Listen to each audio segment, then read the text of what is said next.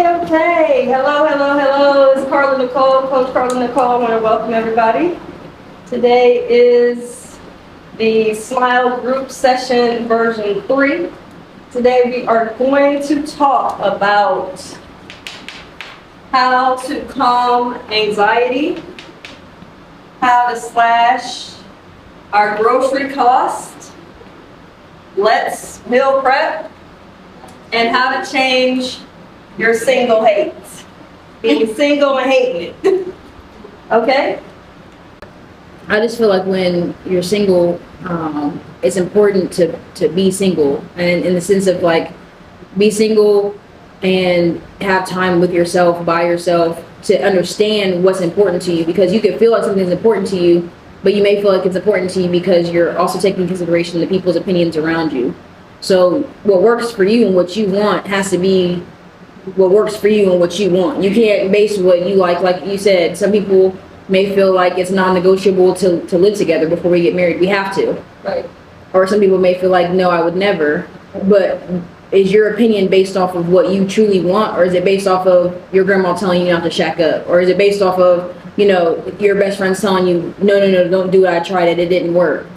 You have to do what's best for you in your situation and what you desire. You can't take in outside opinions on that.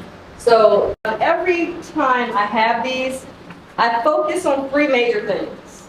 Number 1, I focus on mental, spiritual health. I focus on financial health. And then I focus on love relationships. So that is why we are going to talk about these concerns. So first off, I want to talk about anxiety. So just to let you guys know, I have had so many people through my coaching career that is really struggling with anxiety. Anxiety is not just based upon worry, it's also based upon uncertainty. We can have an overwhelming amount of concern of how we feel.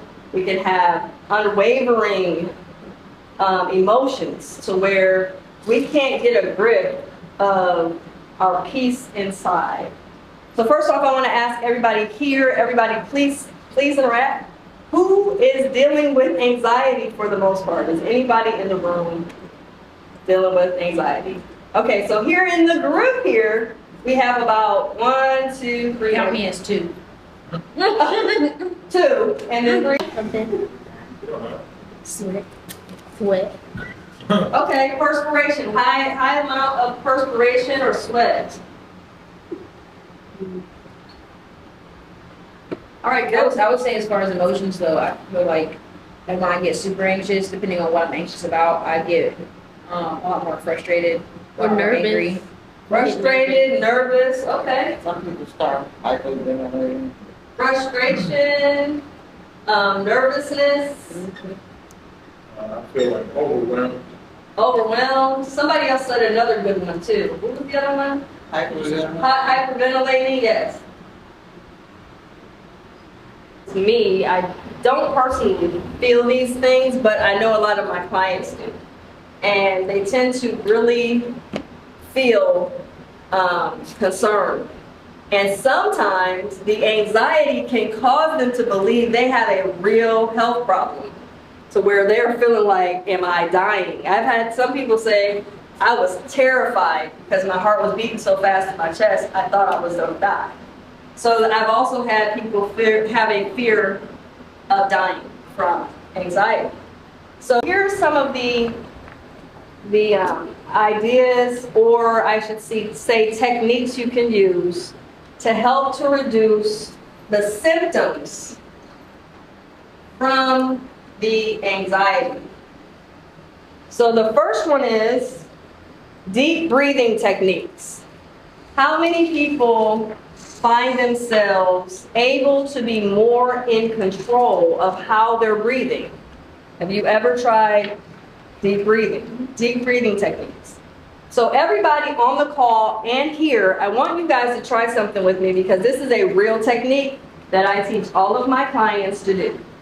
The first one is, okay, everybody, inhale deep as you can. So Keep going, keep going, keep going. Hold it. And then after you hold it, say ha. One more time, deep breathe. Hold it.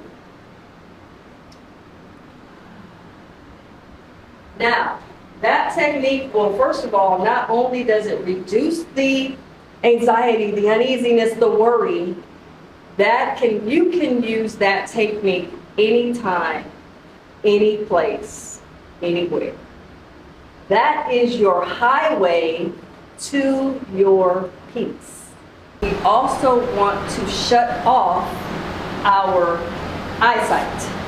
So now that I showed you how to breathe, I want to also show you how important it is to close your eyes. When you take the deep breaths this time, I want you to close your eyes, deep breathe, say ha, and I want you, after we do this experiment, I want you to tell me what you feel afterwards. Hold it. One more time, breathe. Hold it. One more time. Deep, deep.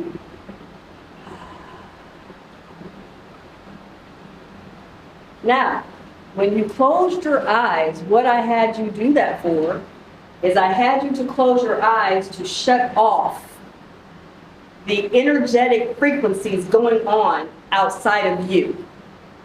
When we shut our eyes and close them, we're helping ourselves to turn inward into our soul and into our peace. When we turn inwardly like that, we're also telling ourselves we are safe. By being safe, that is a way to find your peace. All of those eyes. I kind of felt like I was in my own world, like nobody else was in here. Very good. Sierra, what did you feel? I felt calm and like I was just, nothing else mattered but me. Selfish. Nothing else mattered. Okay. I got some nerve, What you did know, you feel? to feel like to share. What you feel? What's the word? I felt Selfish. like free, like it's an escape. That's good. Okay. Totally. Like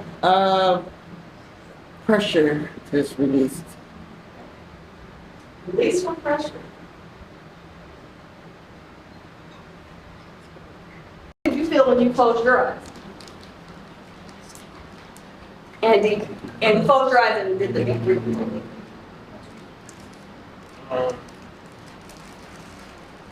Peace. So again, the peace is very important to get to. It's not hard, but a lot of people don't realize how easy we can get there. We can get there at any time, any place, at any moment. So the beautiful thing about this is, always remember, the very easy way to do it is to inhale deep, close your eyes, hold it, and ha.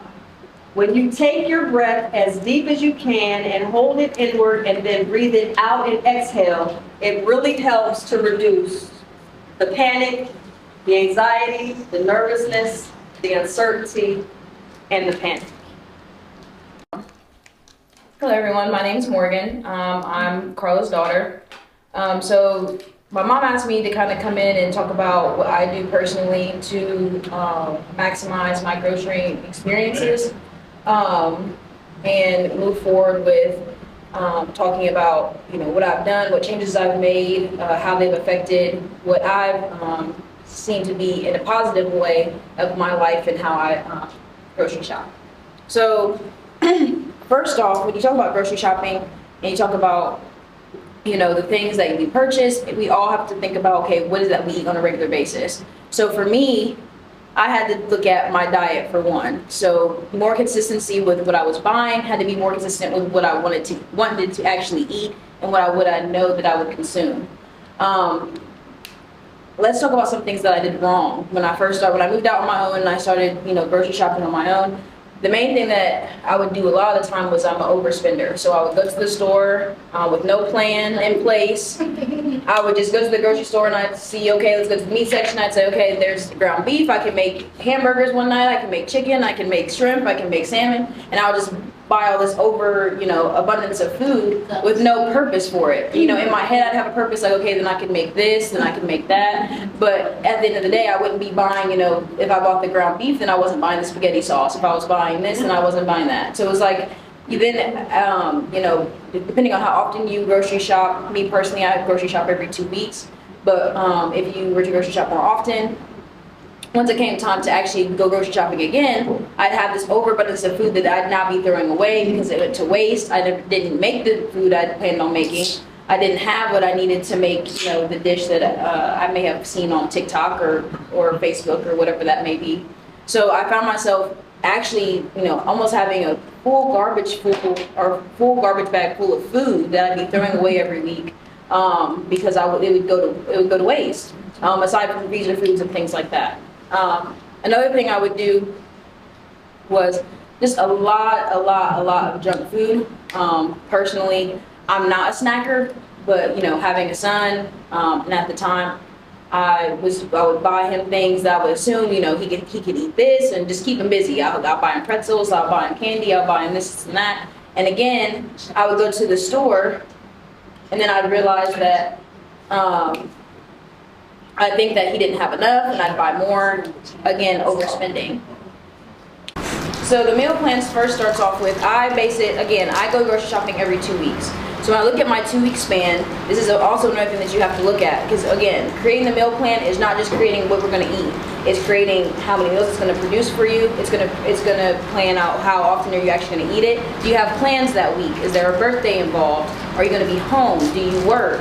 Things like that. So you have to look at your overall week or 2 weeks at a time and look at, okay, what days am I actually going to have to feed myself out of what's coming out of my kitchen? So for instance, and just for example, like I said, my best friend's birthday was this weekend, so I was not home. This weekend I did not have to plan to make 3 breakfasts, 3 lunches, 3 dinners. So when I look at my overall meal plans, what I'm looking at is if I'm making one dish, how much is that going to serve me? How many dishes can I get out of one cooking session? How many dishes can I get out of, okay, am I gonna make one little, quiche, or am I gonna make 12?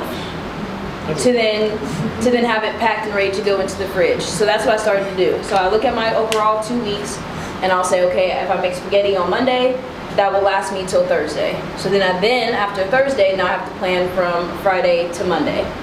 And so also this will also, overall help out with, again, anxiety that my mom was talking about before, because now you're taking away the stress of figuring out what you're gonna eat, when you're gonna eat it, when you're gonna have time to make it, because when you're someone like me whose work schedule fluctuates, you don't always have the time and, the proper tools to really sit down and make healthy, nutritious meals. So again, if you're looking at your overall week, and you see, okay, well, Monday I get off early, or I'm off, or I have, a 2-hour span where I can make a real good nutritious meal that will last me 3 to 4 days, then you're gonna maximize your meals for the rest of the week. Now you're eating the same thing, and for some people that's a problem, for me it's not.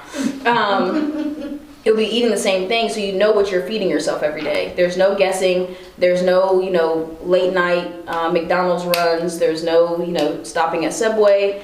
All these things, you're minimizing all of that, and you're just focusing on how can I get the best out of every day by just eliminating that one stressor of what you're gonna eat. Hello, my name is Tiara Eubanks. I am a part of the Smile Group. Today we did learn about, self-love, meditating, and, just being able to take care of ourselves before we take care of others.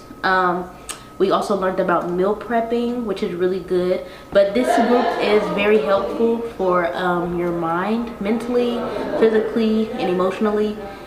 And it will just be able to let you see your inner self.